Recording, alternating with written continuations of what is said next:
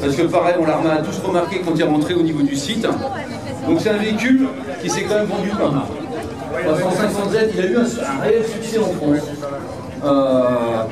Et en fait, il cochait un peu toutes les cases de voiture, on l'appelle Youngtimer aujourd'hui. Un véhicule sportif, léger mais pas trop.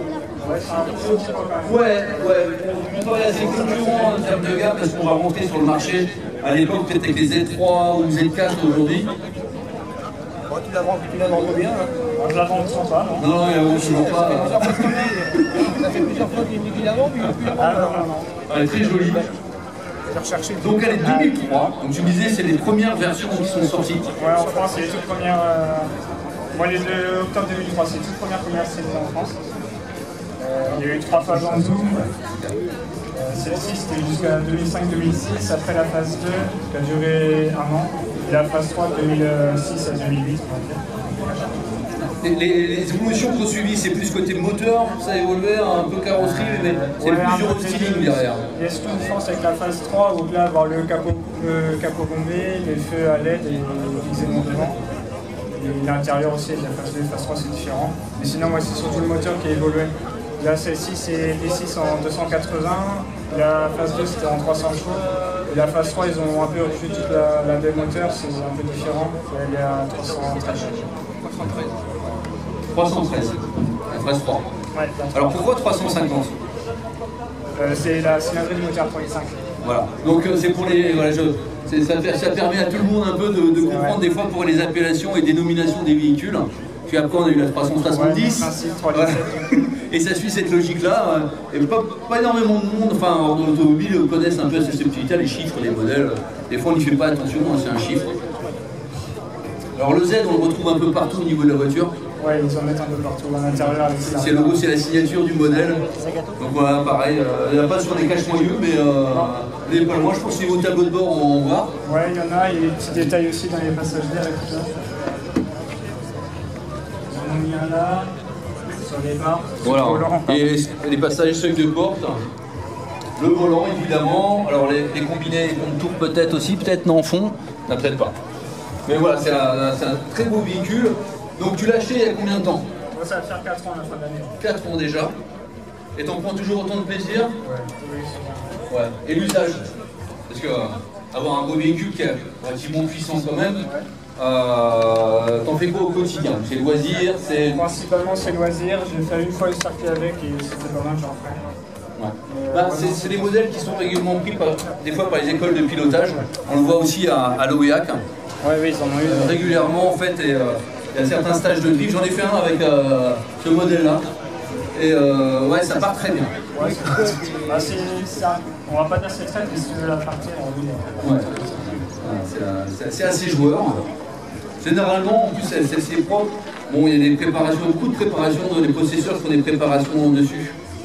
Des préparations moteur ou châssis. Il y en a qui en font un peu en prépa, en restant... Parce que c'est un moteur Atmo, donc il n'y a pas grand chose à faire du moteur. Alors il y en a, ils voulaient passer un petit turbo, choses comme ça. Voilà, c'est différent. C'est la grosse prépa après. Voilà. Et sinon, bah oui, après, c'est plus rigidifier les châssis ou choses comme ça qu'il y en a qui vont faire. C'est pas grave. Donc on est quasiment sur le modèle d'origine, vraiment le niveau équipement. Ouais. Et les stocks, enfin, les jantes. Les jantes, c'est celles d'origine. C'est magnifique, hein, pour un Bocan 2003, ça fait quand même 21 ans. C'est 21 ans, voilà, c'est une voiture qui est dans des états neufs, les optiques sont superbes, ils n'ont pas pris trop la lumière. On est quand même sur du plexi aussi sur ces générations-là, en 2003, non? Ouais.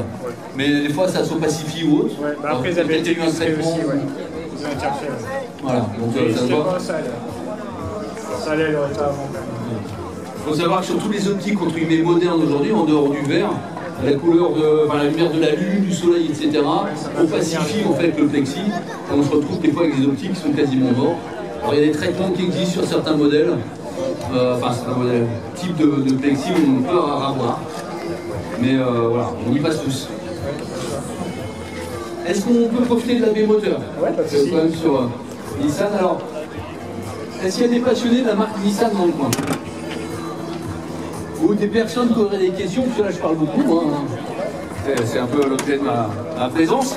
Mais si vous avez des questions particulières, venez vers moi, prenez le micro et on va en profiter. Alors la signification Nissan. Nissan, est-ce que quelqu'un le sait? Lève la main.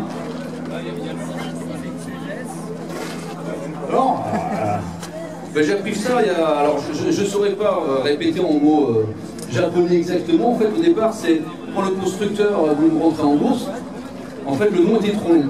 En fait c'était Ni, c'est le début du nom japonais, et San, c'est Japon, enfin nom complet après je n'oserais pas le dire, ça veut dire constructeur japonais, mais c'était trop long. Pour s'inscrire en bourse, le nom était trop long, ça ne rentrait pas dans les cases. Et du coup ils ont pris le début de constructeur et le début de Japon, et ça fait Nissan. Ah ouais. C'est pas mal, hein? Pourquoi Datsun à une époque? C'était Datsun. Datsun, on va peut-être retrouver un peu la terminale. Mais voilà, Nissan, en fait, voilà, c'est un nom composé, et voilà, ils ont pris les deux lettres de... C'est pas mal. C'est pas mal. Donc, un beau V6, 3,5 litres, 350 Z. Tout le monde a bien tenu, on pose des questions à la fin, il y aura un quiz. Donc on se retrouve, c'est une voiture moderne, hein, on se retrouve avec les paroles de caractérisation plastique et de ce qui est logique. Après c'est quand même relativement plein, hein. On va pas se mentir. Hein. Donc c'est quand même un beau moteur, une belle puissance, 283 t'as dit? 280. Ah j'étais pas loin, 280. Donc au niveau des jantes, on est sur en quelle taille en termes de pouces? 18 en jante à vue? Ouais. 18 en jante à vue. Est-ce que ça consomme niveau pneumatique? Tu vas me dire ça dépend à quelle vitesse je passe sur les ronds-points. Non, ça va. Oui, c'est une condition, évidemment. Donc on va essayer d'ouvrir. Alors on va en profiter. Un jour je peux ouvrir la porte. Venez en profiter parce que l'intérieur est en très bon état. Généralement, des fois ça essouffle, l'intérieur est un peu, donc c'est plastique, c'est ces générations-là. Mais celle-ci, franchement, comme neuve.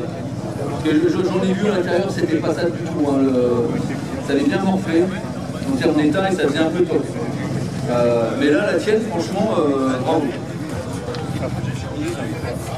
En façade centrale, c'est une sorte de bicroche ou... c'est plutôt radio, ouais, c'est juste un bicroche. Il y en a un qui avait une option GPS, celle-ci c'est le pas. C'est juste du coup un petit bicroche. Ok, c'est très sympa avec les petits compteurs. Rapprochez-vous du combiné de pilotage. Vous allez voir un peu tous les compteurs, on trouve quand même l'esprit Nissan Sport. C'est assez efficace, tout est à portée de regard. Est-ce que tu as eu l'occasion un peu de faire quelques circuits, des choses comme ça, pour t'amuser simplement, pour plaisir? Ouais, j'ai roulé une fois à Noël avec, mais en session circuit normal, pas drift ou autre chose. Oui. Et non, c'est vraiment bien pour ça, c'est bien fait. D'accord. Je rappelle aux passionnés, les gens qui ont envie de se faire plaisir sur circuit, parce que sur route évidemment que c'est pas autorisé. Il y a des circuits comme ça qui permettent, voilà, en toute sécurité de se faire plaisir avec ces véhicules.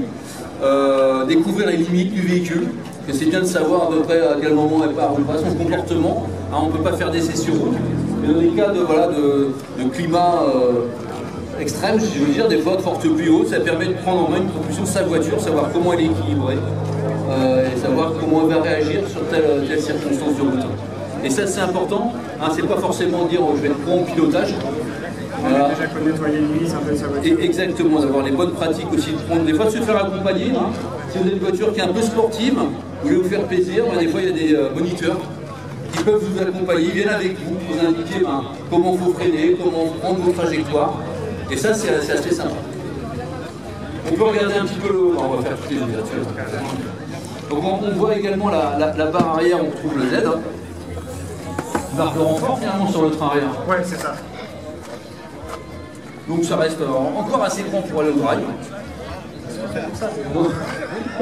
Ouais, bon, on va aller en week-end, après ça reste une de place.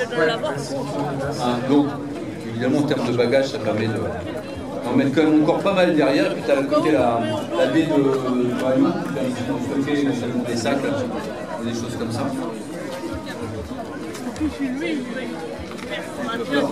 La question, qu'est-ce qui se cache sous le tapis? Il y a un roue de secours, oui.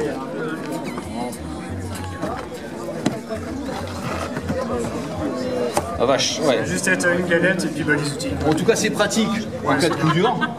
Voilà. Mais voilà, en termes de place, ça prend une place énorme. À la rigueur, si on veut de la place, on enlève la roue et, Oui. hein, dans le principe. Hein, mais ouais, c'est quand même pas négligeable. Hein. C'est une belle taille de pneumatique. Et bah, c'est un peu le côté pervers de tous ces véhicules-là. Je parlais des Z3 ou des Z4 ou des petits roadsters comme ça qui existent. Souvent, la roue de secours, quand il y en a une, et ben, on ne sait pas quoi faire de la roue qui est sur le bord du chemin. Et il y en a. Mais on ne peut pas dire que ce soit très pratique. Et la plupart maintenant sur les voitures modernes un peu sportives, il n'y en a plus du tout. On nous met un kit anti-crevaison avec une bombe, ou alors on prend de l'assurance patrimoine. Voilà. Et en général, ça se finit comme ça.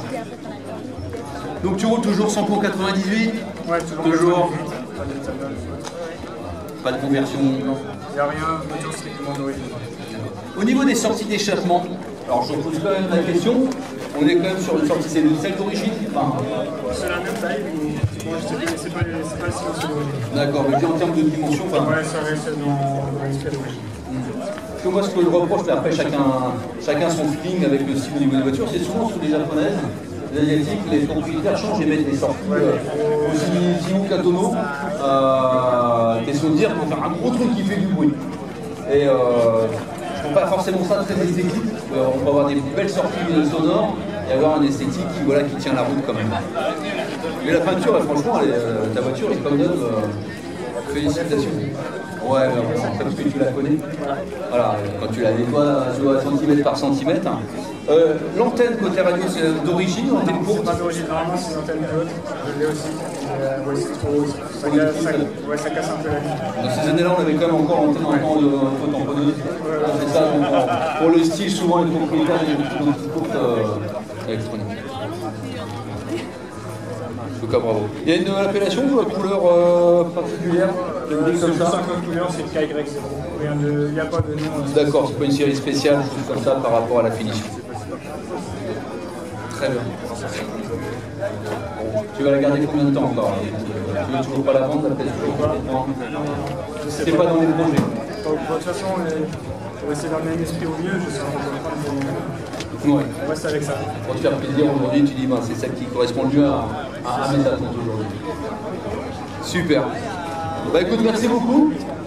2003. Ouais, on répète donc Nissan 350Z 2003, les dernières versions, ça s'appelle comment aujourd'hui? Alors, il y a pas de saison en Europe, mais c'est la 4.